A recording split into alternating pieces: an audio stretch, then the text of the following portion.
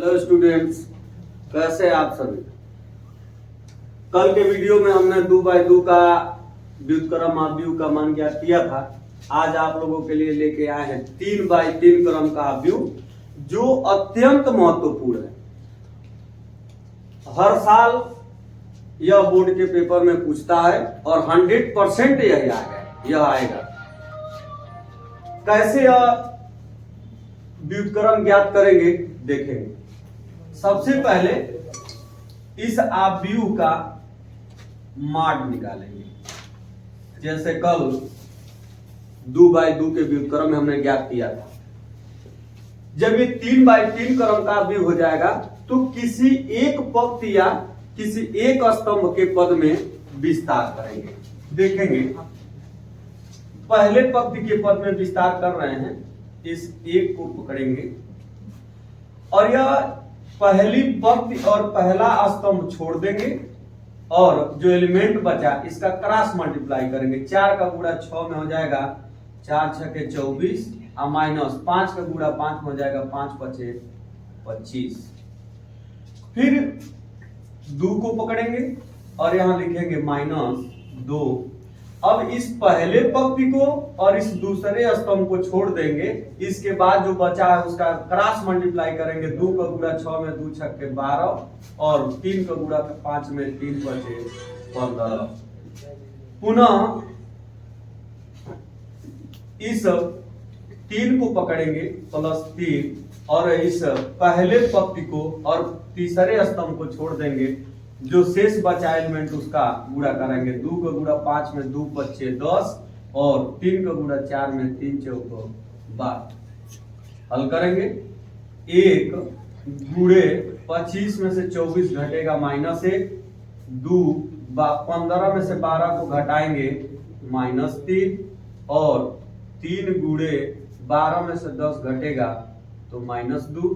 गुणा कराएंगे। 1 का गुणा 1 में -1 और ये माइनस माइनस प्लस 2 3 6 और -3 दूना 6। ये 6 से 6 कट जाएगा, बच जाएगा -1। हमने मान ज्ञात किया तो इसका मान आया -1। कल की तरह आज पुनः सखंड ज्ञात करेंगे। लिखेंगे दिए गए अवयव का सहखंड। सहखंड कैसे ज्ञात करते हैं? कल मैं बताया था कि सबसे पहले इसके एलिमेंट को लिखेंगे। इसको कहते हैं A11, इसको कहते हैं A12, इसको कहते हैं A13, इसको A21, इसको A22, इसको A23 और इसको A31, A32, A33। सबसे पहले A11 ज्ञात करेंगे। A11 इसको जोड़ेंगे। 1 1 2 सम है तो प्लस चिन्ह रहेगा। A11 का मतलब पहला पंक्ति और पहला स्तंभ छोड़ देंगे। ये पहला पंक्ति और ये पहला स्तंभ छोड़ेंगे। इसका क्रॉस मल्टीप्लाई करेंगे। 4 छके 24 -5 पचे 25। 25 में से 24 गया -1। आपके आसानी के लिए बता दें कि जब पहले पंक्ति के अवयवों का जब सहखंड ज्ञात करते हैं तो बहुत परेशान होने की जरूरत नहीं है। ये A11 हो जाएगा, ये A12 हो जाएगा और ये A13 हो जाएगा। तो डायरेक्ट लिखेंगे इसको बिना विलंब किए। A12 इसको जोड़ेंगे। 2 और 1 3। अगर ये विषम है तो माइनस लिखेंगे। A12 में लिखेंगे 12 - 15 तो ये हो जाएगा 15 में से 12 गया -3 तो ये हो जाएगा प्लस का 3। A13 3 1 4 सम है। A13 में इसको लिखेंगे 10 - 12 तो ये हो जाएगा -2। पहले पंक्ति का सहखंड हमने ज्ञात किया। अब दूसरे पंक्ति का सहखंड ज्ञात करेंगे। इसको लिखेंगे A21। A21 का मतलब दूसरी पंक्ति, ये दूसरा पंक्ति और पहला स्तंभ ये बंद हो जाएगा। अब ये 2 और 1 3 होगा, विषम है तो माइनस लिखेंगे। 2 1 दूसरी पंक्ति और पहला स्तंभ जब छोड़ देंगे तो बच जाएगा 2 और 3 5 और 6। गुणा कराएंगे क्रॉस मल्टीप्लाई। 2 का गुणा 6 में 2 छक्के 12 माइनस 5 का गुणा 3 में 5 तिया 15। हल करेंगे 15 में से 12 गया माइनस का 3 और ये माइनस माइनस प्लस का 3। ए 2 2 2 2 4 सम है धन रहेगा। 2 2 का मतलब क्या हुआ, दूसरा पंक्ति और ये दूसरा स्तंभ, इसको छोड़ देंगे। शेष एलिमेंट का क्रॉस मल्टीप्लाई करेंगे। 1 का गुणा 6 में होगा 1 छक्के 6 माइनस 3 का गुणा 3 में होगा 3 3 9। तो 6 में से 9 घटाएंगे, नहीं घटेगा तो 9 में से 6 घटाएंगे माइनस का 3। A 2 3 2 3 3 2 5 विषम है माइनस लिखेंगे। 2 3 का मतलब दूसरा पंक्ति और तीसरा स्तंभ। दूसरा पंक्ति और तीसरा स्तंभ छोड़ेंगे।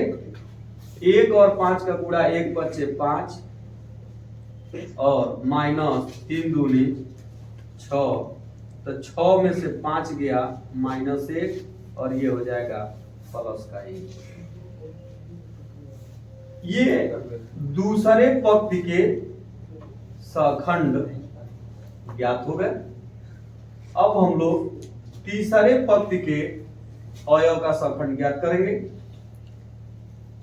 यहां लिखेंगे A 3 1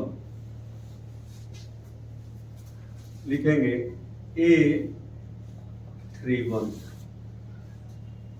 3 1 का मतलब तीसरा पंक्ति और पहला स्तंभ। ये 4 एलिमेंट बच गए।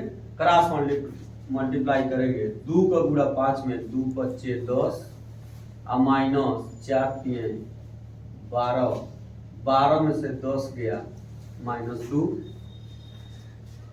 A 3 2 3 और 2 को जोड़ेंगे 3 2 5 ये विषम है तो माइनस लिखेंगे। 3 2 का मतलब तीसरा पंक्ति और ये दूसरा स्तंभ छोड़ देना है।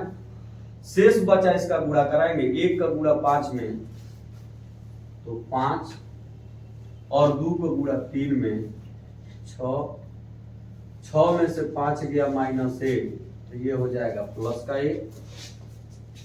A 3 3 3 3 का मतलब हुआ तीसरा पंक्ति और तीसरा स्तंभ छोड़ देना है।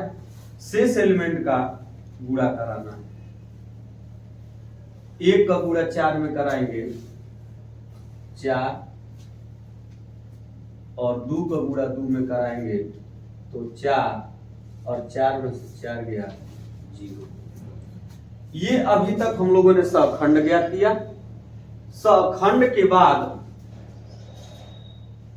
एडजॉइंट निकालें, सखंड से बना अवयव ज्ञात करेंगे। यहां लिखेंगे माना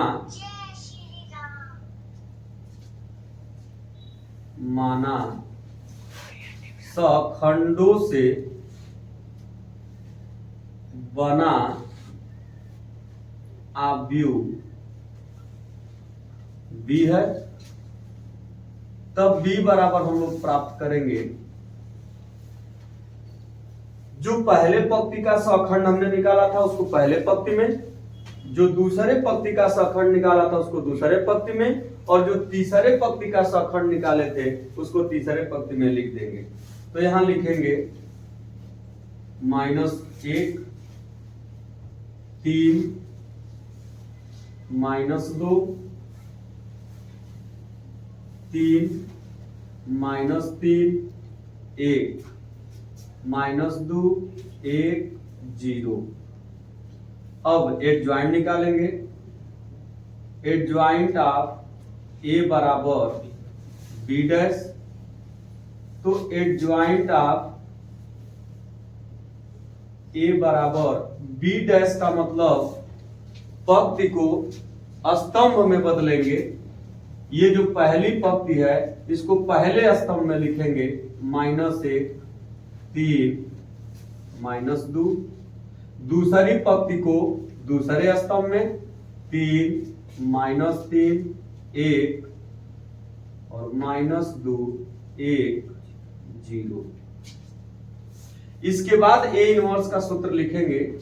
ए इनवर्स बराबर होता है 1/mod A into adjoint of ए।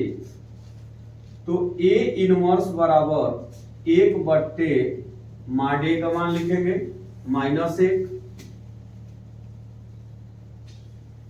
और एडजॉइंट का मान लिखेंगे -1 3 -2 3 -3 1 -2 1 0। अब इस -1 का इसके अंदर गुणा करा देंगे तो ए इनवर्स बराबर हम प्राप्त करेंगे।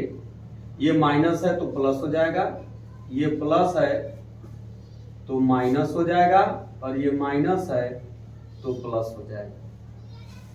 इसी प्रकार ये -3, ये +3 और ये 1 और ये 2, ये -1 और ये 0।